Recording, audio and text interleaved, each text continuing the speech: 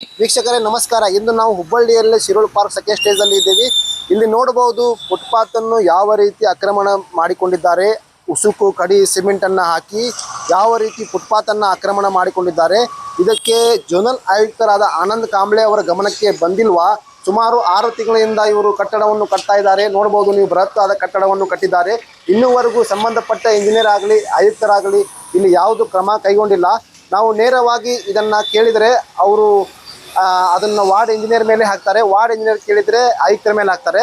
ಆನಂದ್ ಕಾಂಬ್ಳೆ ಅವರು ಏನು ಕಣ್ಣು ಮುಚ್ಚಿ ಕುಳಿತುಕೊಂಡಿದ್ದಾರಾ ಅಂತ ನಮಗೆ ಅರ್ಥವಾಗುತ್ತಿಲ್ಲ.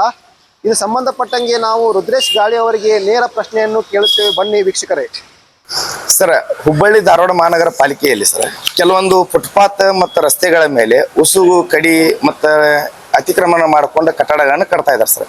ಅದಕ್ಕೆ ನಾವು ಜೂನಲ್ ನಂಬರ್ 5 ಉಪ ಆಯುಕ್ತರನ್ನ ನಾವು ಸಂಪರ್ಕಿಸಿದಾಗ ಅದರ ಬಗ್ಗೆ ಸರಿಯಾಗಿ ಸ್ಪಂದಿಸ್ತಾ ಇಲ್ಲ. ಅದಕ್ಕೆ ತಮ್ಮ ಅಭಿಪ್ರಾಯ ಮತ್ತು ಅವ್ರ ಮೇಲೆ ತಾವು ಏನು ಹೇಳಕ್ ಬಯಸ್ತಾರೆ ಸರ್? ಎಲ್ಲೆಲ್ಲಿ ಈ ಥರ ಅತಿಕ್ರಮಣ ಆಗಿದೆ ಅಲ್ಲಿ ಇಮಿಡಿಯೇಟ್ ಆಗಿ ಜೋನಲ್ ಕಮಿಷನರ್ಸ್ ಮತ್ತು ನಮ್ಮ ಡಿಡಿಟಿಪಿ ಸೆಕ್ಷನ್ ಅವ್ರುಗಳು ಅದು ಅತಿಕ್ರಮಣ ಆಗಿದೆ ಅಂತ ತೆರವುಗೊಳಿಸಿ. ಜೋನಲ್ ಕಮಿಷನರ್ಸ್ ಮತ್ತು ನಮ್ಮ ಡಿಡಿಟಿಪಿ ಸೆಕ್ಷನ್ ಅವ್ರುಗಳು ಅದು ಅತಿಕ್ರಮಣ ಆಗಿದೆ ಅಂತ ತೆರವುಗೊಳಿಸಿ. ಮತ್ತೆ ಅವರು ನಿಮ್ಮ ಇಂಜಿನಿಯರ್ ಅದಾರಲ್ಲ ಸರ್, ಮಂಜುನಾಥ್ ಅವ್ರನ್ನ ಕೂಡ ಸಂಪರ್ಕಿಸಿದ್ರು ಸರ್. ಅವ್ರು ಏನ್ ಹೇಳ್ತಾ ಇದಾರೆ ಸರ್?